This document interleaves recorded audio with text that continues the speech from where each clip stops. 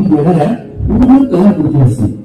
स्वारगेट आणि भरतसर सारख्या ठिकाणी जाण्यासाठी जिथे संख्या 2 तासाहून अधिक वेळ लागतो तिथे हा प्रवास फक्त 10 मिनिटाच्या आत होऊ शकतो.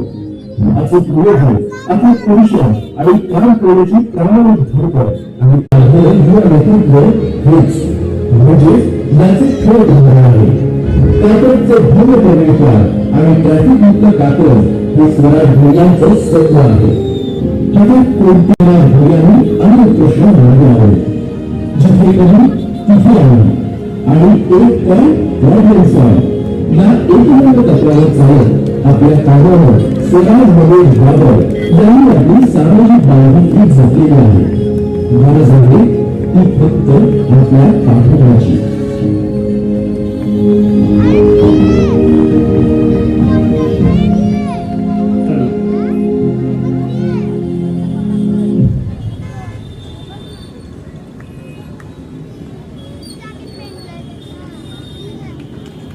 नव्या कात्रजचा नवा शिल्पकार सज्ज होतोय मंडळी. आवाज जरा जोरदार आवाज पोचू द्या. स्वराज दादा शिल्पकार तयार होतोय रे. जनता जनार्दनाचा आवाज.